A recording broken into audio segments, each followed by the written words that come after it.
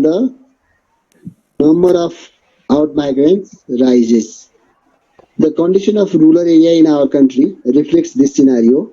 Birth, death, and migrations are the factors of population determinants. The factors of population determinants means those factors because of which there there will be change in the size of population, and such factors are also known as determinants. एकजना तिमीहरूलाई factors of population change भनेर नै आउन सक्छ, determinants of change भनेर population change नै आउन सक्छ. So answer must be same. Determinants, factors, elements जे भने पनि के हुन्छ same हुन्छ.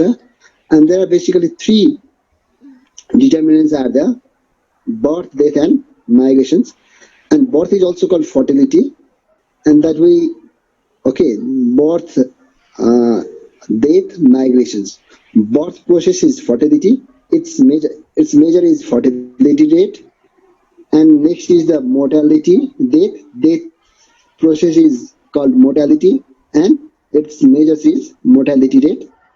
And another is the migrations, and its process is also migrations, and measure is migration rate.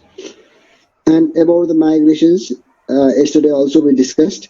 Now fertility.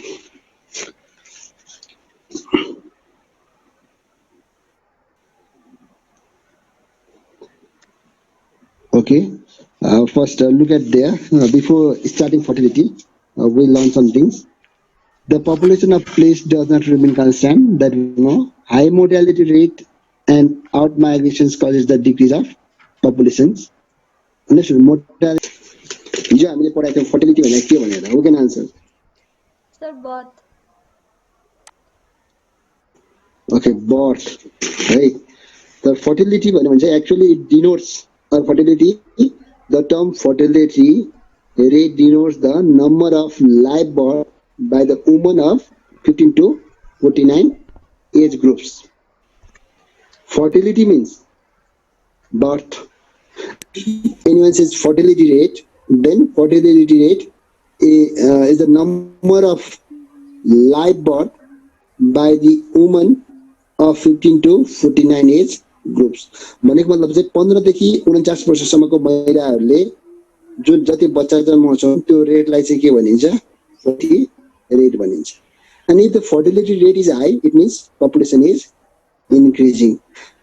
High fertility rate causes increasing population. And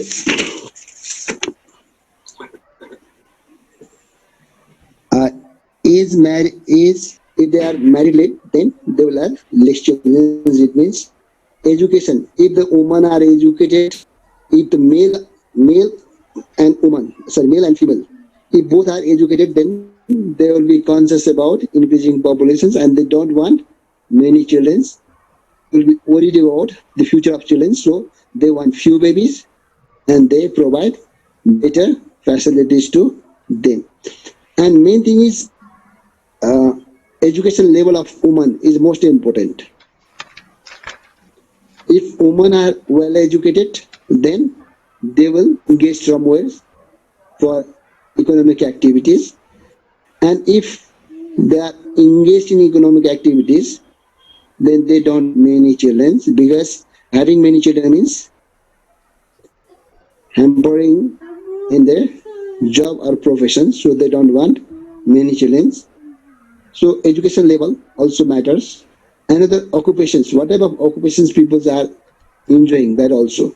Generally what we see, if the people are working as a farmers, then they have many children. For example, in Muslim community we see many children. That is because of religious status. Another is nutrition and health condition also affect the fertility rate. Another fecundity power. Here you see the term fecundity power. Fecundity power means the capacity of woman to give birth to a baby.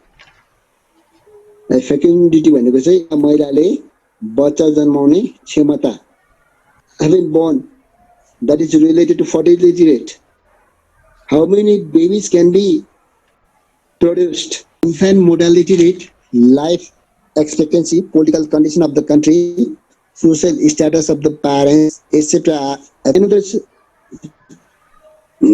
migration means the movement of people from one place to another for understood for their livelihood. And basically, there are two types of migration. Pull factor means especially the availability of facilities. People migrate somewhere. So facilities, peaceful environment are pull factors. Opportunities, facilities, peaceful environments, these are pull factor. Pull factor means war,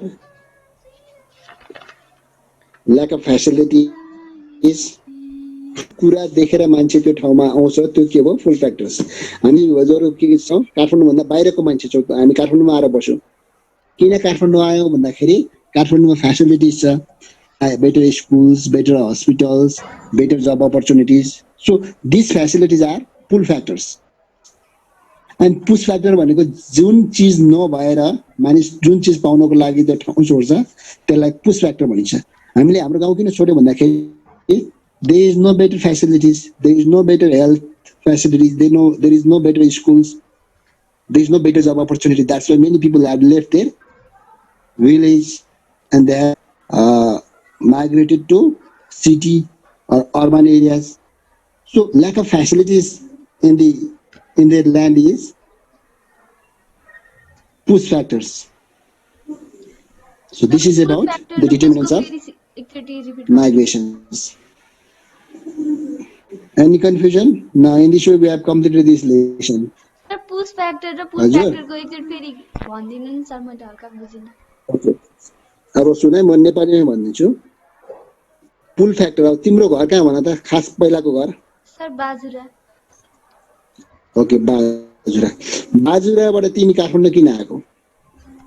sir 2 as के कारणले तिमीलाई काठमाडौँमा आउनु पर्यो? Okay.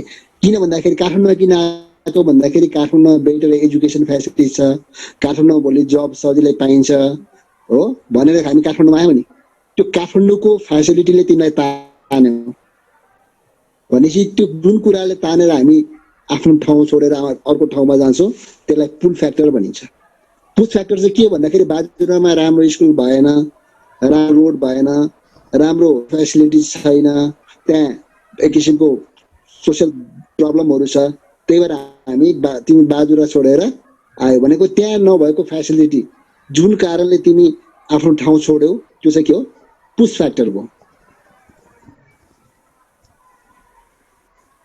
अरु यो बाहेक अरु के हुन सक्छ वार पनि हुन सक्छ जस्तो कुनै देशमा वार भइराख्यो भने त्यो वार भएको देशबाट मान्छे के हुन्छ पिसफुल कन्ट्रीतिर शिफ्ट हुन्छ भने त्यो उसको पिसफुल इन्भाइरोमेन्ट चाहिँ के भयो इन फ्याक्टर भयो अथवा पुल फ्याक्टर भयो बेटर शिप पुल फ्याक्टर भयो अनि आफ्नो देशमा भएको वार चाहिँ के पुश फ्याक्टर भयो त्यसले गर्दाखेरि त्यहाँ बस्न सकेन देश छोड्नु पर्यो त्यो के भयो पुश फ्याक्टर भयो पुल फ्याक्टर भनेको चाहिँ आफ्नो जस्तो अर्को ठाउँमा त्यही आफ्नो देशको अर्को ठाउँमालाई चाहिँ पुश भन्छ अनि आफ्नो कन्ट्रीबाट अर्को कन्ट्री जानलाई चाहिँ पुश भन्छ होइन होइन पुल फ्याक्टर भनेको चाहिँ जुन चीज पाउनको लागि हामी आफ्नो ठाउँ छोडेर जान्छौँ जुन चीजले हामीलाई एट्र्याक्ट गर्छ त्यो चाहिँ पुल फ्याक्टर हो त्यो पुल फ्याक्टर इन्टरनल माइग्रेसनमा पनि हुन्छ एक्सटर्नल माइग्रेसन पनि हुन्छ जस्तो हामीलाई फ्यासिलिटीले एट्र्याक्ट गर्छ पुल भनेको तान्ने तिमीलाई काठमाडौँमा के कुराले तानेर ल्यायो भन्दाखेरि